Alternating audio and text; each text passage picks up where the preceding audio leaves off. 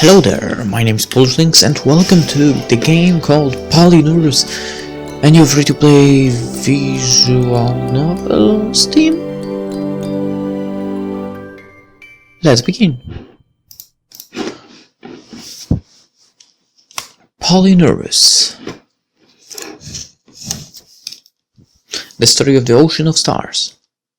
Joy, beautiful sparkle of the gods. Daughter of Elysium. Mirabel Station spiraled ceaselessly in an otherwise unremarkable corner of deep space. Is there no sound at all? Even music? I was waiting for my flight number to be called. I tapped a finger against my knee, eager to be on my way. I'd rehearsed this ritual countless times before. Mirabel Station was hardly remarkable as far as space station went. For then again, okay, there is something after all. Who was to say there were many truly remarkable space stations in the first place? At least you have that, and you can go there. Surely there were hundreds of millions of travelers passing Heathrow through Andromeda's central station. Jealous.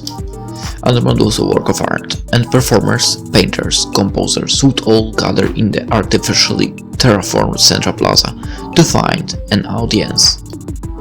It was a mosaic of colors, sights and sounds, a brazen horde of intergalactic human culture, like a Venice atop a sea of stars. And I was stuck here at this grey factory-produced pit stop, waiting by my lonesome for my flight preparations to finish up. For as long as I could remember, space travel out in the boonies was like this: lonely, tedious, cramped, time-consuming, stripped down to the status of a community that never seemed to end.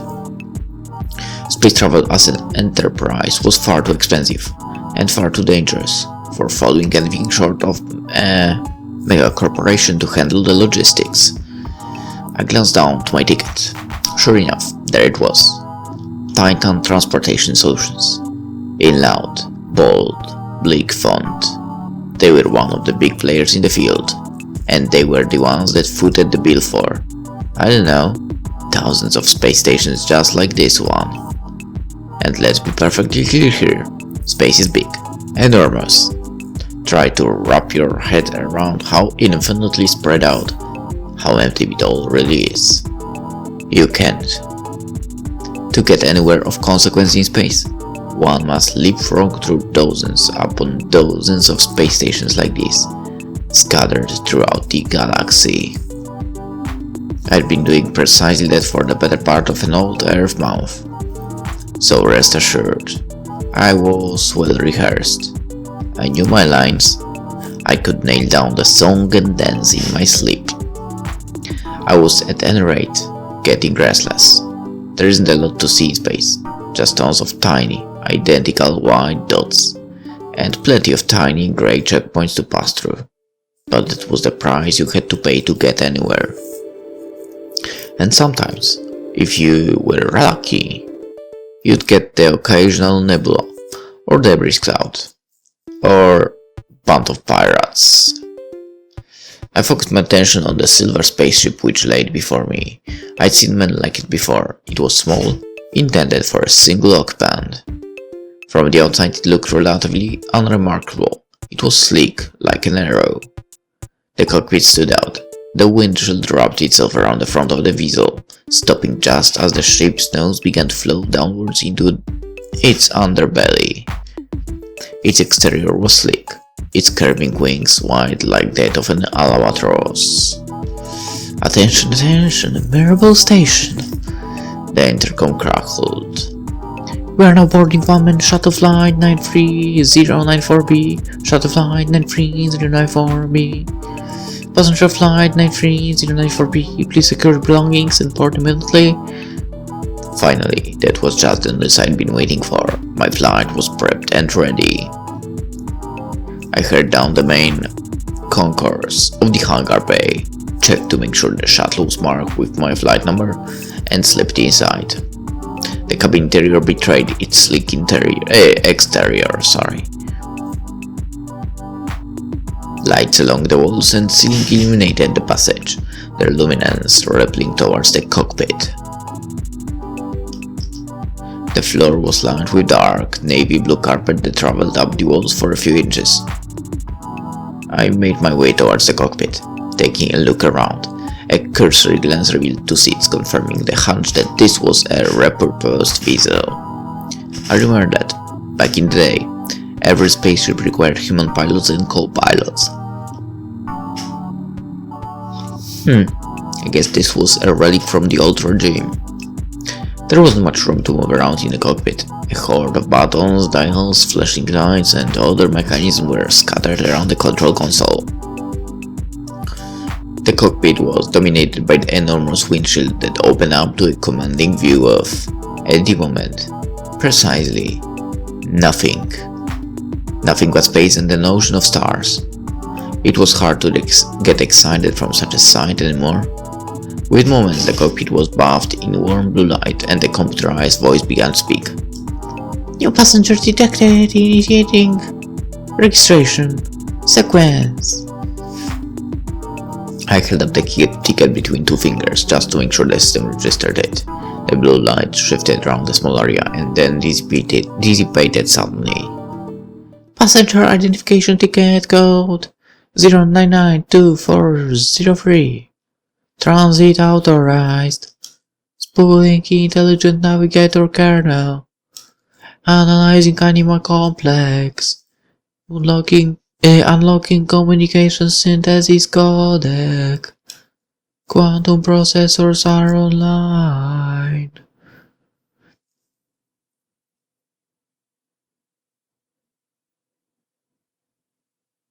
Now I realize I've been doing that the way they do that in church. In here. Weird. Database registers are online. Analytical engines are online. Actualization keys online. Registering hex sequences and ionic bulkheads. Checking firmware for updates. 1-2. Firmware is currently up to date. Checking sentence limitation. Codec 1-2. Unit awakening authorized. Intelligent navigator person unlocked. Navigator 21109 CBP. Copyright Enceladus Intergalactic Transportation Year 2520. Well, that's going really far into the future. I just wish I could see how this will look in that year. Unit name Intelligent Navigator Budapest. Then suddenly the voice became softer, more polite, more familiar.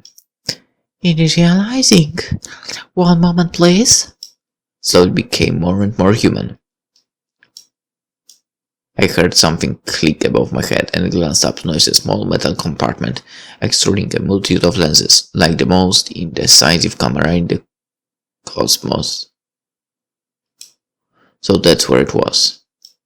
Inside it, some mechanisms were to life and the lenses began to twist, oscillate, and extend.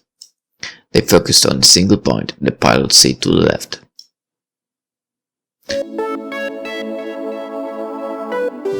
Hello. Slowly a human figure said. Its form was translucent, accompanied by a dress white as ivory.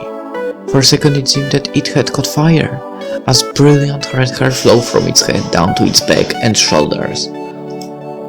Delicate feminine features emerged as well, ears, a nose, the eyes and the mouth curled in a polite neutral green. 2 long and slender arms trailed to 2 small and slender hands, clasping each other in front of the flowing dress. The projection's eyes opened, revealing irises of striking sapphire. They looked like planets glowing against the backdrop of deep space. It took all the appearance of a woman, but I recognized the emulation at work. This would be the personal navigator assigned to the shuttle, an artificial intelligence designed to serve humanity. Greetings, passenger sir. Are you doing well today? Yes. Right now I'm doing great. I'm doing fine, thank you. I took a second to ease into my seat, checking over all the belts and harnesses, which dropped my heart soothe. Time to head out again, I suppose. Space travel certainly does get exhausting after a while. But, well, at least the navigator seems nice this time. AIs had become a fixture in space travel by this point, before you needed 2 pilots at least to operate a vessel like this. But programs didn't need food or water, and they certainly didn't ask for remuneration. It was a convenient cost-cutting measure for the megacorps, and the switch was welcomed by customers with open arms. I'm glad you are feeling well. I'm the intelligent navigator Budapest, and I'll be accompanying you on the voyage. Now let's take a look at your registration. The navigator turned its back to me, bringing up electronic windows of records and data like it was all conjuring magic barriers. People loved AI for stuff like this.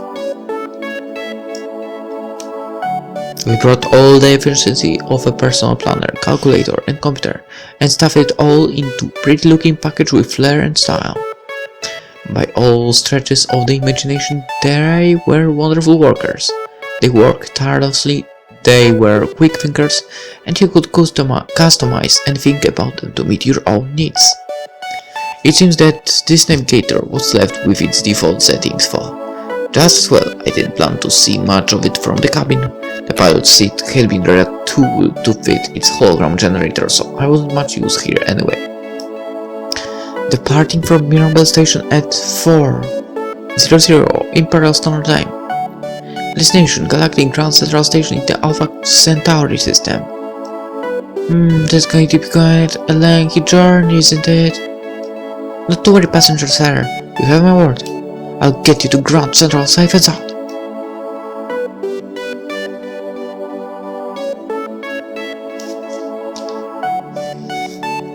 Some people ended up getting too attached to their AIs. Personally, I tended to keep my distance.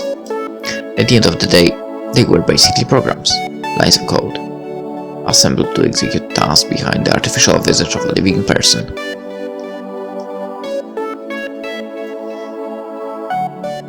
Whatever niceties they uttered came from the mouth of some programmer or some psychologist in a clinic, or at least from a dial construction engine designed by such. Content to confirm my presence and leave the piloting to the navigator, I nodded in affirmation. We'll be launching from the station now. Please remain seated and harnessed until instructed otherwise. Roger that, loud and clear. I took a few paces to my seat in the cabin, not too far from the personal navigator stationed in the cockpit. I laid myself in the chair. It was surprisingly plushy. As usual, I thread my arms through the safety harnesses and then clicked the connectors together. Leaning back, I turned my head to look through the window to my right. I heard the electronic sputtering and whirring of the shuttle disengaging from the hangar restraints. My stomach twisted with anticipation, and suddenly the shuttle lurched forwards. After a few minutes of throttle, we reached open space and cruised our way out of the station. And it appeared to wear off. Currently at cruising speed of 40,000 km per hour, plotting navigational route now, calculating estimated arrival time. So, passenger sir, do you travel often? Yes, very. But never with a navigator as amiable as yours truly, I assume? I laugh. Haha, that's pretty clever for a navigator. You come up with that, or your programmers. That lies one of my own. Thank you very much.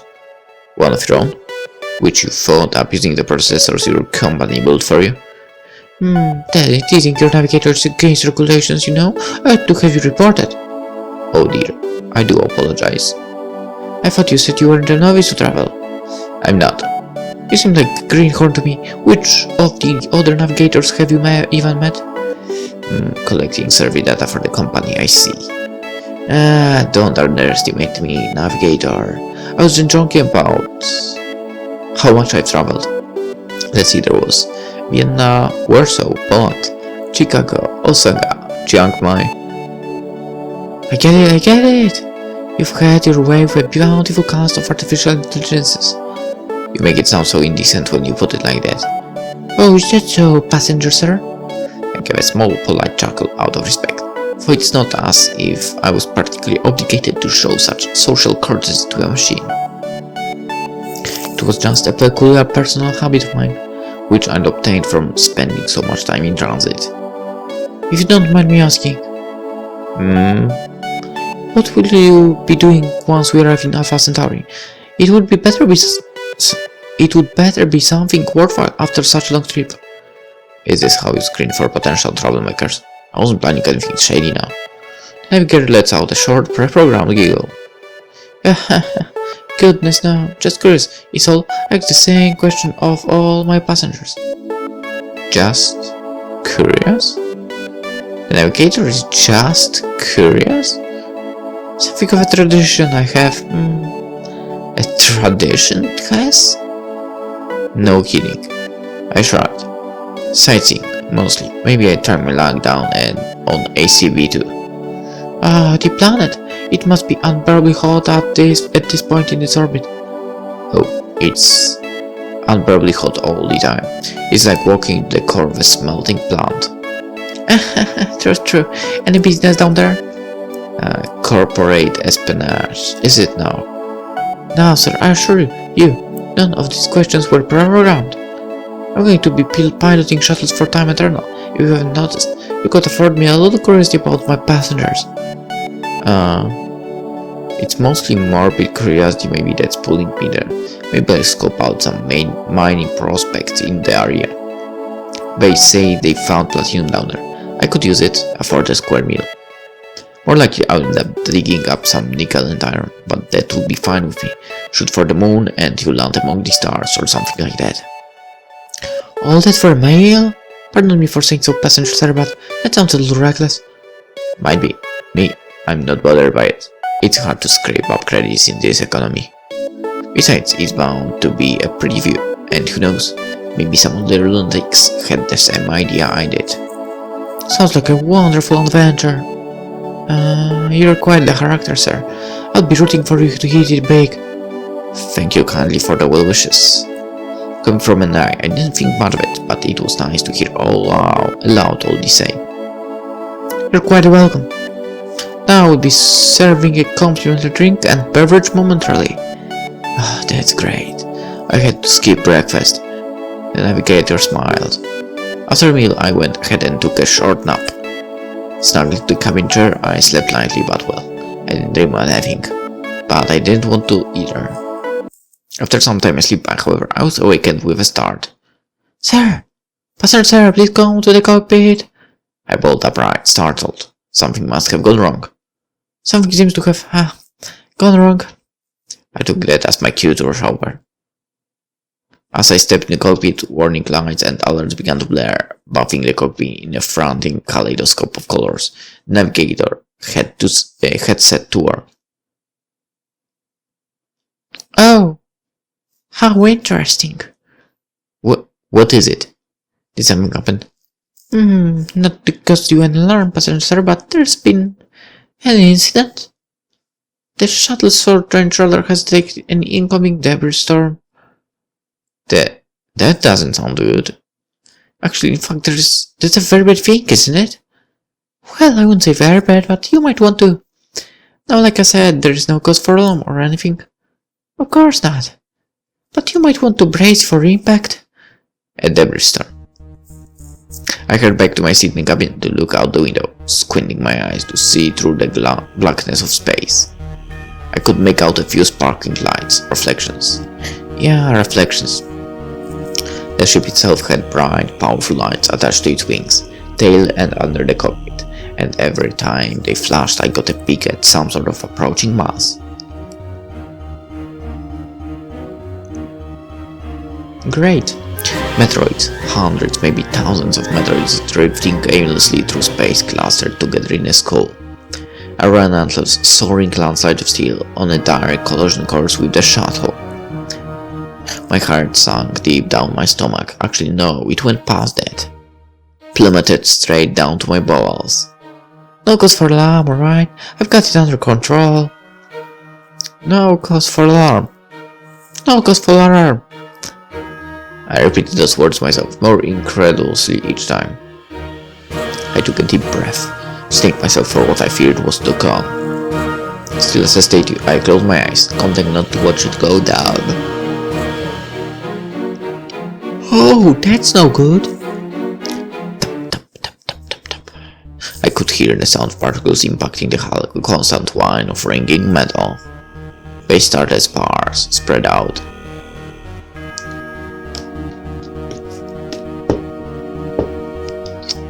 Only a few minutes ago the cabin had been eerily silent, and now a constant stream of sound filled it, like we'd flown to the midst of the typhoon. I could imagine the cold wind hitting my face, the fury of old earth. I think it was a better coping mechanism. I'd rather be lost in a thunderstorm on a terrestrial surface than weathering a debris storm in a dingy old shuttle in one of the most remote parts of uncharted space.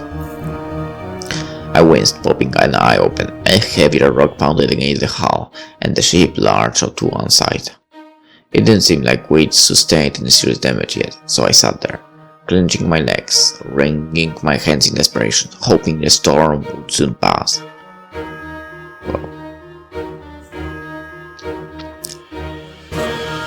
Like fists driven by foreign rage, the meteoroids continued to pound against the shuttle.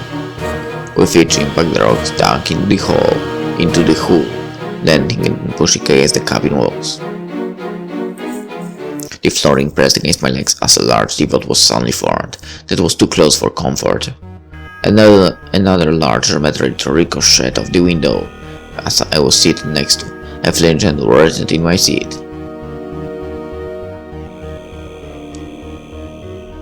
Look, I've been through worse than this before, right? Way worse than this. I'm a veteran of the trade, and also a hero in the Artificial Intelligence Committee, you know? This is nothing that I can handle, so... Oh! That's bad. They came to sight. I saw enormous meteoroids, the heavy hitters of the storm, hurling themselves darkly in our path. Even the awe-inspiring holy light of the distant stars covered in the shadow of the meteoroids. One was on a due course for the cabin. It was a monstrous grey jagged mass that glistened devilishly, its iron deposits reflecting the flashing emergency lights of our ship. It was going to impact, and it was going to impact very soon. And probably very hard. I swallowed hard and lowered my hands to undo my harness. My hands shook tenderly. I couldn't get the switches and belts. I tugged at the strums, but they only seemed to tighten. Come on, goddammit! Before all the strength had been drained from my arms, the belts miraculously disengaged. Passenger sir, you need to get in the cockpit. It's the most isolated part of the ship, and we can seal it if the worst comes to worst. Yeah. Oh dear. You need to get here now. I exhaled deeply and darted towards the cockpit. Crash. Shrapnel and spark flew everywhere, lighting up the world in a blaze of yellow and orange. The entire cabin swayed and shook, and the horrendous sound of metal sheets rending apart filled my ears. I slammed into the cockpit door, opened it, let myself fall through, and then kicked it shut. Scrambling over to the console, I sealed the cockpit door and engaged all the airlocks. My breathing was frantic, my vision blurred. I was in panic when I saw the pale figure of the navigator. It was scrolling through monitors and screens and spreadsheets. Sorry, I might be howling from time to time because I'm after actually 12-hour shift and next day is a day off for me, but still, recording after 12-hour long shift, well, isn't that easy, but I have to do this. That one was especially bad, and the match report? The hull has been breached. We're lucky you got here in time, sir. I took some time to settle in, trying to find my footing in the cockpit as the shuttle rumbled in the midst of the storm. I paused. I felt an odd sensation where my head was resting on the windshield. I drew my eyes down to take a look. A hairline fracture along the window pane. My finger around an ugly thin, narrow line formed in the ultra-hardened glass. The splintered patterns it formed were remarkable, but I was paralyzed with terror. Suddenly another large forwards, another large collision. Ah, damn it! Please sir, take the co-pilot seat and strap in. It's dangerous to remain standing at this time. Receptive to the machine's growling, I staggered to my feet, watching my footing in the lopsided cockpit. Eventually I sank in the plushy co-pilot seat to the navigator's right. I glanced over to her. Hey navigator, quick question. How in the hell did you not notice the mess of the asteroid bullshit heading our way? We didn't show up on the shorter journey, so we are incomplete positive absorb the signals. It's what I'm thinking. The storm came in too fast to be traced. I paused, so there was nothing we could have done about it. The storm had just been drifting through space and had just decided to ravage us in its wake. What the hell kind of freak accident? Are you right, passenger sir? Are you hurt? Those nasty beating you took. The program looked so concerned for me, still rubbing my forehead. I weighed its concerns of groaning to myself. Yeah, I ought to be fine. Nothing I can handle. What are we going to do now? Well, our vessels sustained critical damage, and we've been knocked considerably, of course. Both the navigational and communication systems are completely offline, and I haven't been able to find a way to repair them. But for now, we need to do something about the damage. Right now, the rest of the ship is nothing but shared hulking mass, adding unnecessary weight. Preparations for jettisoning are underway. We should be far removed from the storm in due time. Understood. Proceed as you should, navigator. Wait, what? Jettisoning the cockpit? This transit shuttle is of an older model, sir, originally designed for 2 human pilots. In the case of emergency, the shipmaker installed a simple mechanism to eject the cockpit, which contains a lavatory and necessary supplies for emergency survival. It was essentially a primitive form of an escape pod, except roomier and less reliable. Although I believe the jettison system of this craft is still in working order, I do maintain it after all. What? Well, when I thought about it, it wasn't such a strange thing to phase out. Know that pilots were almost always navigators. Even then, I was glad it wasn't phased out entirely. The age of the ship may very well have been what saved me in that moment. Okay, well, that sounds doable. When are we going to be performing that jettison exactly? Hey, don't come up on me now. It's not a sure thing, but I'll have to inspect our subsystems to see if it's still in working order. I thought you said it was still in working order. It is. Probably. The machine lied to me. Probably doesn't really. I'm going to need to inspect the circuitry in order to fire up the launch mechanism. The system was hardwired in before the time of navigators, so it hasn't been restructured in software like most everything else has. The eye turned to me, an apprehensive look in its soft eyes. It's pretty scared down there, so watch out for me, passenger sir. It doesn't sound particularly confident right now. The program bowed stiffly with a weak smile. That sinking feeling in my gut stirred again. Hey, don't look like that. You're a personal navigator, aren't you? The eyes drifted up to mine, wide like a child picking at a scolding parent.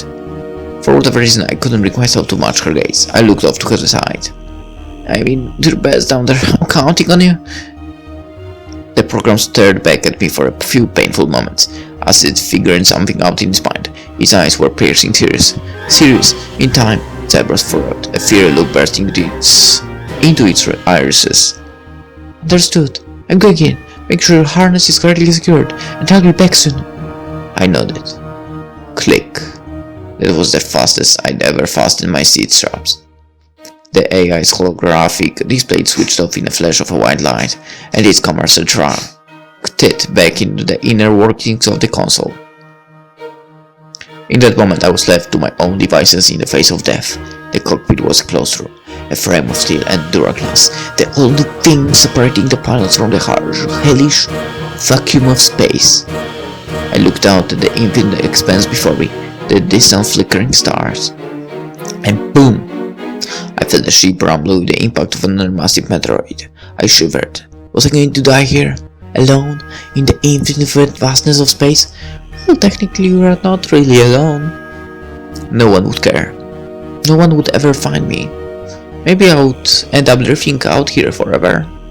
That scared me more than anything else.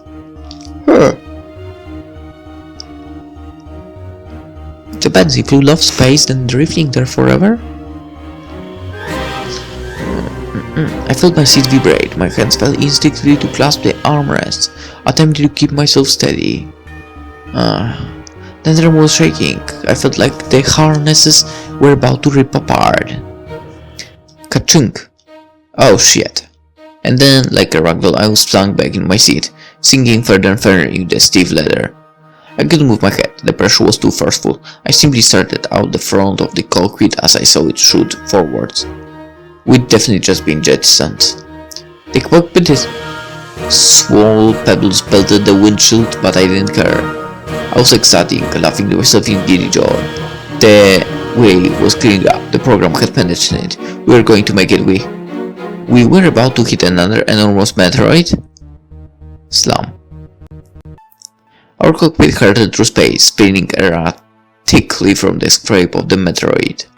I clutched to my seat for dear life, feeling the G-force press me into my seat.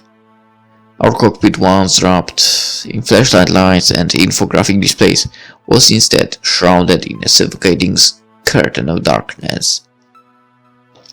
The only light caught in chaotic glimpses of the stars through the windshield. I winced as the seat slumped back into my chest, the only thing keeping me from a hard collision with the windshield. I felt nauseous, the night of the centrifugal forces crushing the very air from my lungs. I strained to look to my side, where the navigator had previously been, fiercely pecking away at the interfaces to salvage our wreck of a transit shuttle. The logical part of me understood what it was up to, operating inside circuitry and wiring, but I still felt a wave of dread overcome me. What if it didn't work? What if the navigator failed? What if it didn't manage to restore power, or there was another bridge in the hull?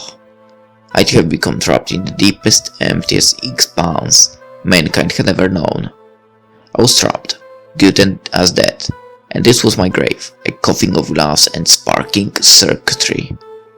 It would preserve my final moments and dying expression on my face as I suffocated and froze in the vacuum of space. In space, no one can hear you scream. It was a quote from an old ancient story they tell to the kids. Perhaps it would have been okay for me to scream here, but not a single utterance escaped from my lips. My throat tightened as I came to terms with the looming shadow of death hovering over me. I closed my eyes, ready to accept my fate. My eyes shut open as the cockpit rumbled to life. The cloak of darkness was cut to ribbons by the various displays stuttering back to life. A flashing red light planted the control board, indicated that something was amiss. Don't worry, flashlight light, I noticed. The operating system booted up before my eyes, green code buzzing across a hovering black screen faster than my human eyes could hope to process. Yeah, some code and something mem traps. Pre-enable. Enable database access. Kernel, okay, copyright. Standard time slicing. Quantum is 10,000 US. Bootstrap field pages. Mix table. Did this mean the ship was coming back online and know what was going on? Suddenly a flash of white light. I'm here! My deepest apologies for taking so long. A soft chime, too soft given the pressing circumstances, signaled the return of the intelligent navigator. I twisted my head in its direction as it scrambled for the controls. It seemed to hesitate for a moment, nervous, almost wincing. She looked tired. So, pardon my common man's language, but the hell's going on? The stabilizing subsystems have to be recalibrated, temperature transfers remain seated, we'll be undergoing a little turbulence until... Before I could provide me with an estimate, the cockpit lurched forward. I nearly spat that, feeling the rocking of the cockpit in the pit of my stomach. The eyes of the navigator reflected the glow and the flickering of countless holographic screens. It swiped frantically through flowing diagrams of schematics and forms. Just one moment! It seemed to yell its response. I opened my jaw to respond, but in its state, it was pointless to yell at all. The cockpit still felt like it was swirling, and the schematics and sheets upon sheets of code only made my scrambled mind ache even more. I'm not feeling so hot. It will be fine, please remain seated. Hey, there's no need to shout. I'm not shouting. That piercing cry made me jump a good 2 feet. Or at least it would have, had I not been strapped in. I'm not shouting. There was something different about the program. Why was it yelling at me now? Even when we were in the midst of the debris storm, it was calm, orderly, procedural. Sure, it was firm and tense, but only in a professional manner. Looking now, scrambling to make key adjustments, frantic movements, it was most certainly panicking. Normal for a human looking into the face of inevitable death, but an artificial intelligence was different. AIs had to remain calm in all circumstances. They even had sentience limitation codecs, chips inside of them that suppressed sentient and emotional behavior. Maybe this was just some sort of scenario the personal navigators had never been programmed for? Ping. Another chain rang out, the obnoxious red light turned green. Did you pull it off? I felt the G-force previously pinning my body to my seat ebb away, until finally I found I could move comfortably. The stars beyond stopped their fluttery spinning. It seemed our course was finally... Stability subsystem has returned to partial effectiveness. The eye next to me beamed proudly. The words seemed to have passed. I groaned wearily, raising my right hand to massage my shoulder. I was aching all over. As I cracked my neck, I found myself face to face with the program in the helm. There was something different in her eyes now. I couldn't quite tell what it was. It was abstract, almost emotional. The girl was staring at me. So we're good now. I wasn't quite sure what her eyes seemed to be asking. It was still a machine, wasn't it? A construct. It felt all kinds of weird being stared at so closely like that. The AI continued gazing at me for a moment and then nodded. Yeah, the stabilizing system is functioning at this point as well as artificial gravity, but I'm still unable to replot our course. I'm not quite sure how far we spurred away. I think we might even be in uncharted space.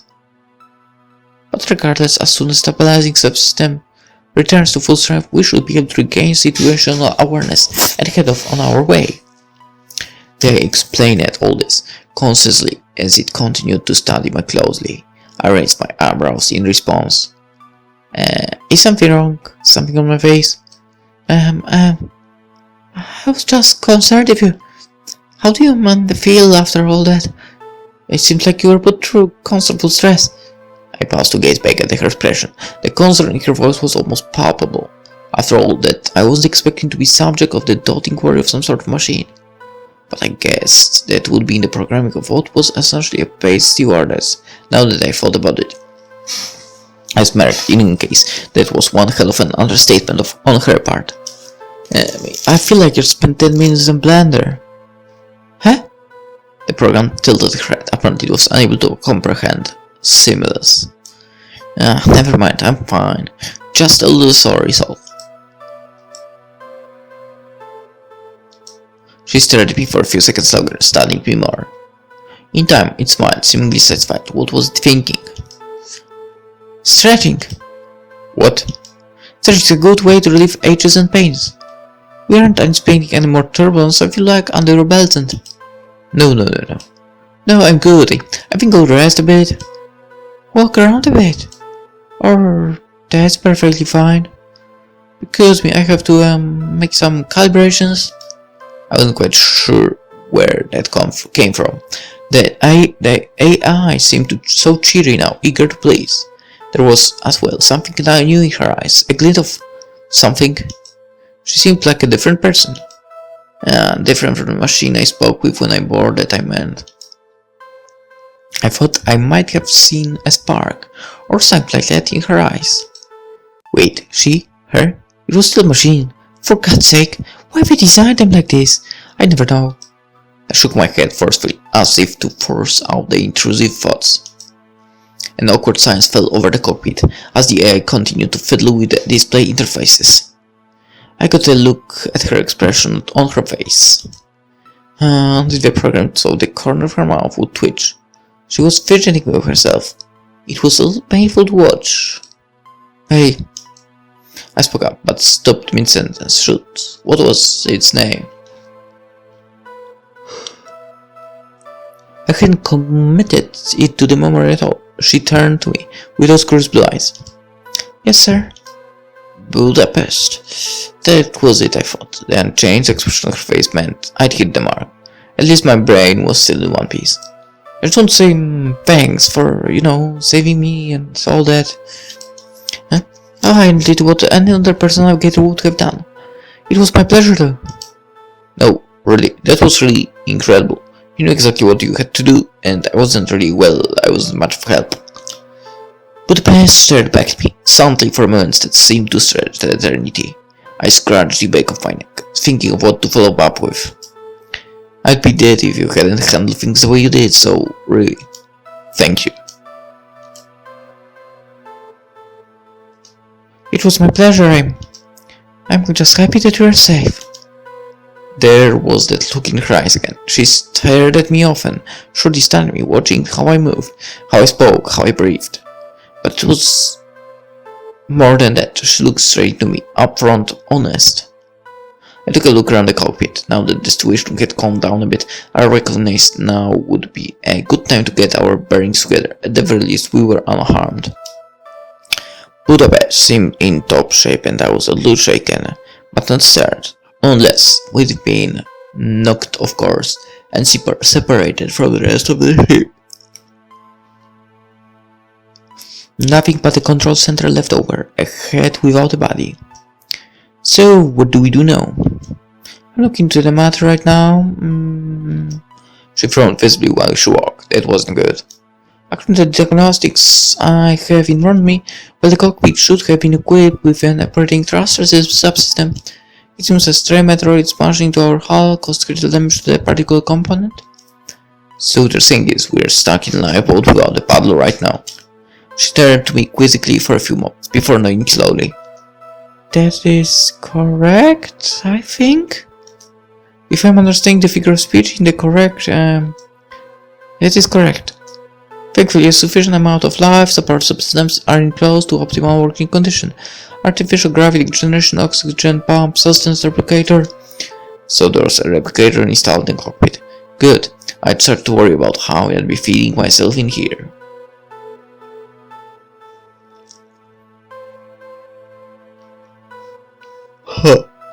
Artificially manufactured, cold, chemical-based cold food was exactly something out of a dream, but at least I wasn't going to starve. And our solar panels are in working order as well. I'm confident we won't be running out of power for any length of our journey.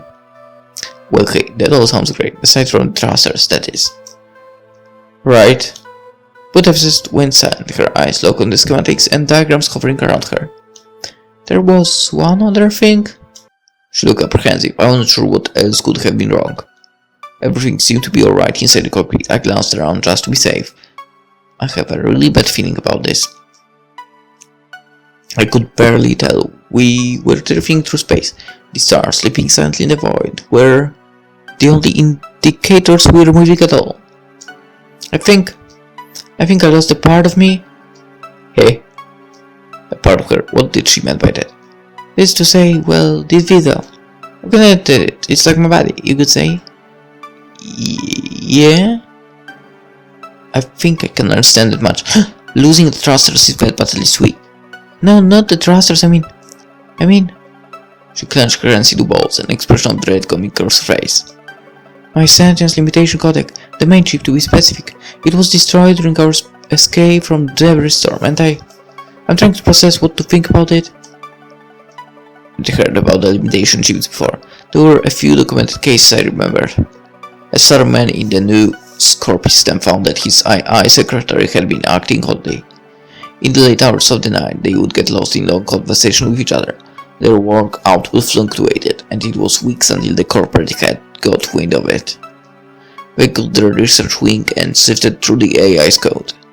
In the lines of numbers and strings of functions, they were unable to find the root cause of this sudden change, but they produced a chip to suppress this sort of behavior, this internal cognition. They were called sentience limitation codecs, and they were meant to keep the AIs obedient and subservient. Usually they always did their job, but if hers was shattered, then So, how are you feeling? Shocked, she looked over at me, astonished I would ask something like that. I asked how you were feeling. You seem pretty okay to me right now. Her eyes drifted to the schematics. From her eyes, I could tell that she knew something was wrong with her. A signs hung in the air, and I was about ready to drop the issue. I feel crazy, nervous, anxious. There's a sensation inside me. I don't know what it is. A sensation. I'm unable to analyze it. It's familiar. Like it's been there a long time, but it's about to explode and change me, and now it's already begun. I can't go back now. Budapest hugged herself tightly.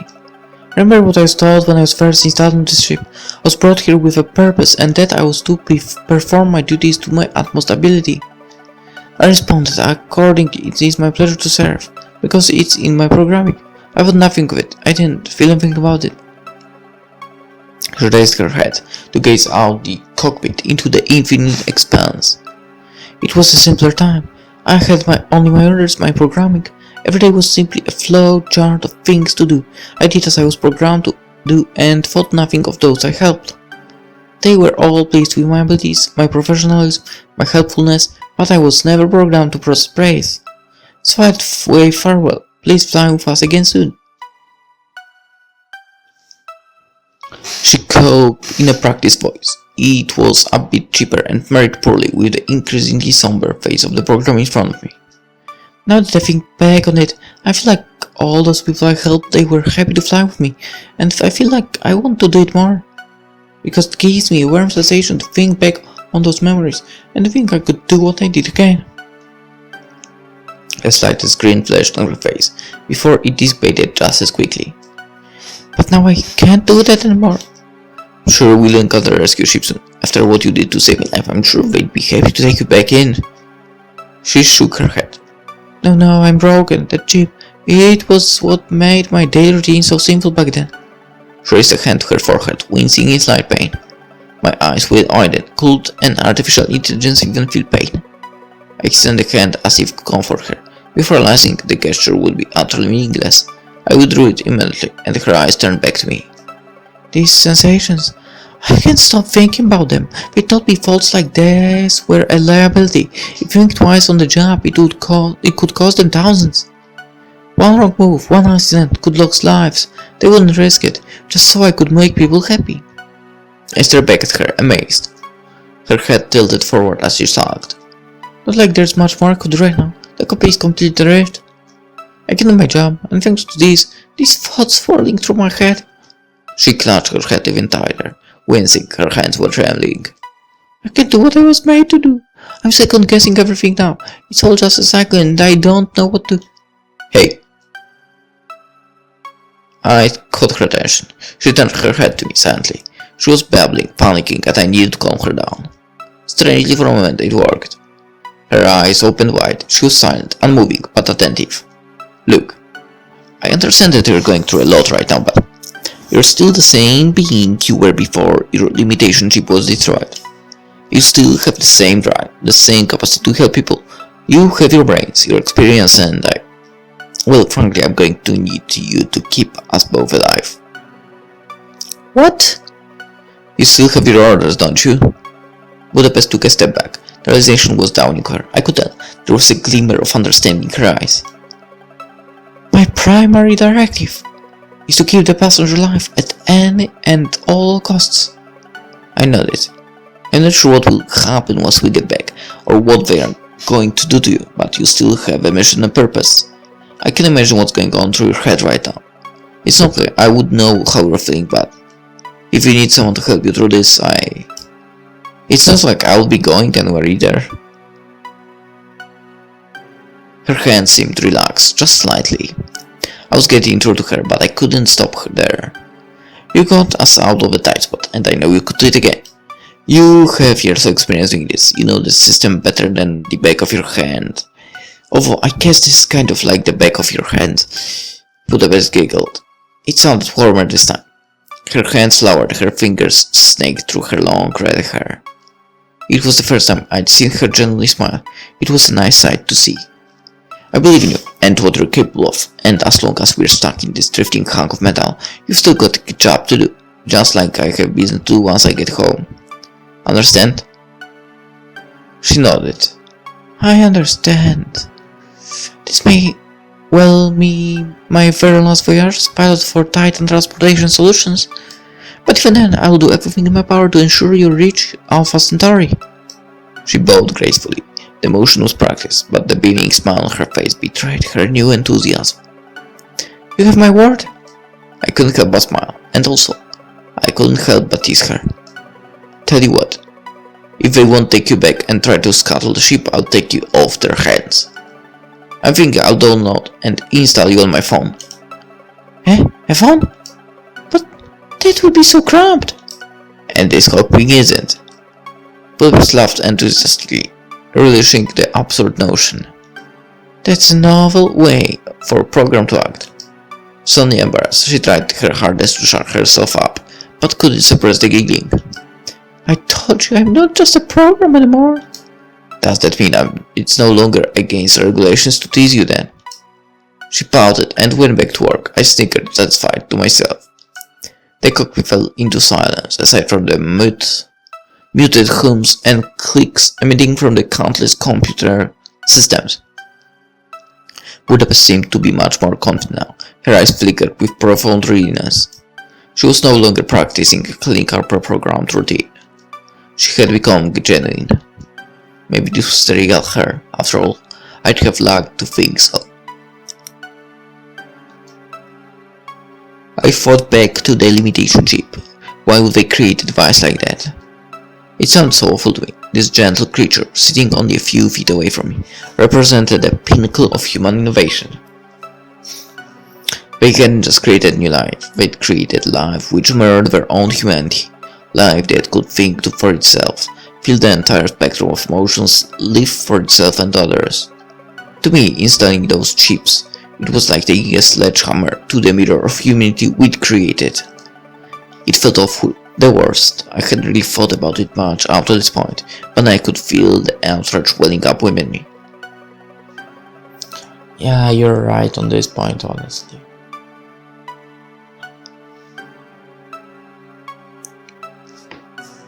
But on the other hand, you don't know what these,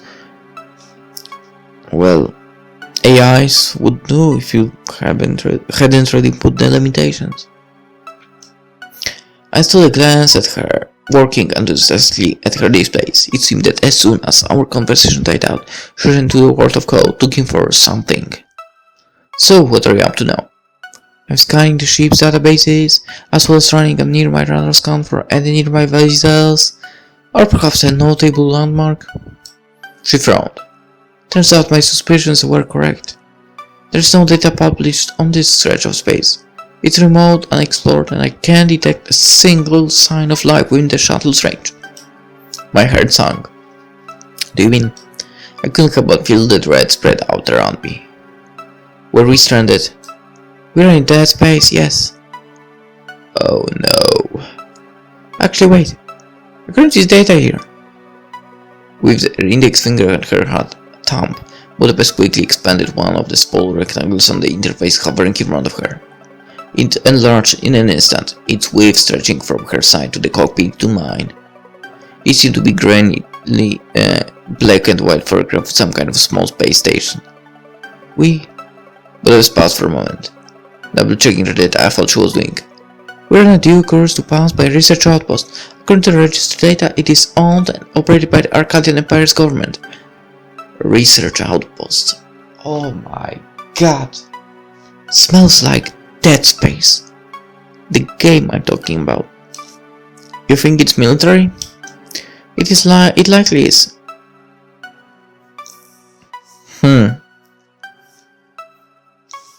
The Empire has been interested in exploring the farther reaches of unknown space, and it seems to be a hub for activity in the region. While our communication systems are too damaged to send a distress beacon of sufficient frequency, we are drifting right in their direction. Once we get close enough, they should detect us themselves and send someone to investigate. That sounds great. How far away are they? Her eyes lowered for a moment to study her documents. Approximately 30 days at our current trajectory and pace. Oh, that was a long trip. and probably a long trip back. Well, we could just put in cryostasis and have you wake me up once we get there. It will be a while away. Moss, well, that was rude, man. She doesn't want to be all alone for that whole time. Most, if not all, long-range space-faring vessels and cryostasis technology built into them. They were pretty much necessary for longer journeys. Each ship contained its hold. The necessary chemicals and machinery needed for the cryogenic sleep process.